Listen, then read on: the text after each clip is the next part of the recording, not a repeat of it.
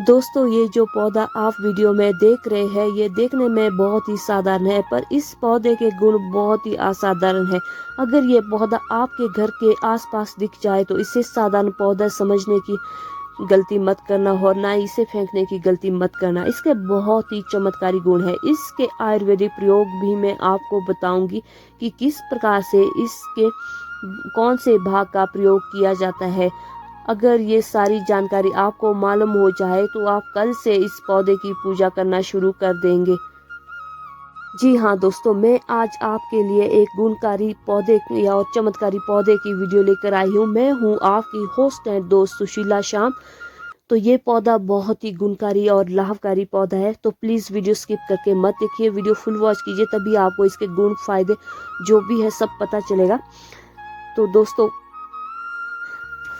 जब आप इसके चमत्कारी गुण समझोगे तो आपको भी गौरव होगा कि आप भारत भूमि में पैदा हुए हैं। इस प्रकार के पेड़ पौधे आज भी हमारे यहाँ पे है जो कि हमें कई प्रकार के लाभ प्रदान करते हैं। आप इस वीडियो में देख सकते हैं कि ये जो पौधा है इसे लटजीरा के नाम से जानते हैं, कई जगह आप इसे चिड़चिड़ा के नाम से भी जानते हैं। अगर आप मेरी वीडियो अलग देश या जगह से देख रहे हैं तो हो सकता है कि आपके यहाँ इसे अलग नाम से पुकारते होंगे। तो मैं हिमाचल के शिमला जिला से हूँ, तो मेरे यहाँ पे इसे कतला या पुटकंडा के नाम से भी जाना जाता है। लेकिन वीडियो में यह देखकर आप समझ ही जाओगे कि ये पौधा जो है इसे अपमारक के नाम से भी बहुत सारे लोग जानते हैं और या लटजीरा के नाम से भी। और इसे अपमारक क्यों बोला जाता है? क्योंकि इसके बीज उल्टे होते हैं और इसके बीज अन्य पौधे जैसे नहीं होते हैं। इसका बीज नीचे की तरफ होता है, इसलिए इसे अपमार्क बोला जाता है। क्योंकि ये पौधा हमारे लिए उपयोगी है, आइए इस वीडियो में मैं आपको बताऊंगी इसके आयुर्वेदिक प्रयोग बताऊंगी। शायद यह सुनकर कल से आप भी इसका प्रयोग करना शुरू कर दे। साथ ही साथ इसके वनस्पति प्रयोग, साथ ही साथ इसके तांत्रिक प्रयोग भी होते हैं। तांत्रिक प्रयोग का मतलब आप जीवन में उपयोग करके इससे बहुत सारी समस्याओं को दूर कर सकते हैं।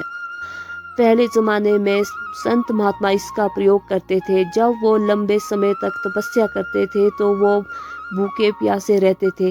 आज भी जंगल में जो साधु संत रहते हैं तो वो इसके बीज की खीर या खिचड़ी बनाकर खाते हैं, और इसकी 2 चम्मच खीर या खिचड़ी खाते हैं तो आपको महीनों तक भूख या प्यास नहीं लगती है। हमारे धर्मशास्त्र में यह भी कहा जाता है कि ये अपमार के पौधे जो होते हैं इसकी जड़ों में गंगा मैया का वास होता है, और प्राचीन ग्रंथों में यह भी लिखा गया है कि इसमें अमृत की कुछ बूंदें जड़ों में गिरी थी। और पुराने ज़माने के लोग इसकी दातुन भी करते थे और आज भी बुजुर्ग इसकी दातुन करते हैं।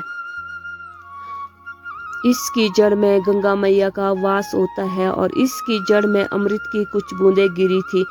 और जानते हैं कि अब इसका आयुर्वेदिक प्रयोग अगर इसकी दातुन की जाए तो लंबे समय से पायरिया जो होता है इसे ठीक हो जाता है। दांतों के कीड़े भी मर जाते हैं। 15 दिनों में दातुन करने से दांतों का दर्द समाप्त होता है। और अगर आपके दांत में पीलापन है तो इसे दातुन करने से आपके दांत वाइट हो जाते हैं।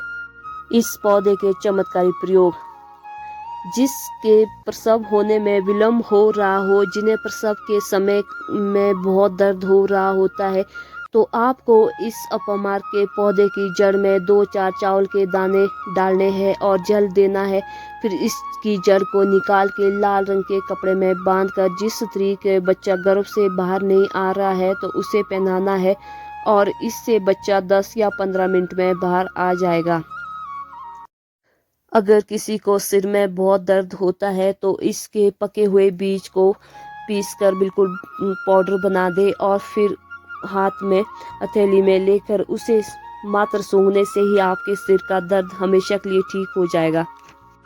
जैसे कि जो लोग व्यापार से जुड़े हैं, जो लोग चाहते हैं कि उनका धंधा पानी अच्छे से चले, जिनकी दुकान अच्छी चले, तो ऐसे व्यक्ति क्या करे कि इसकी जड़ को रवि पुष्प नक्षत्र में लाना है और या फिर गुरु पुष्प नक्षत्र में ही लाना होता है, या कोई शुभ दिन जैसे कि दीपावली है, होली है, या फिर बहुत सारे शुभ दिन आते हैं, इसकी जड़ को लाना होता है और लाल रंग के कपड़े में बांधना होता है। और देखना, जहाँ 5 ग्राहक आते थे वहाँ पे 50 आएंगे। कहने का मतलब ये है कि आपकी आमदनी बढ़ाने का काम भी करेगा।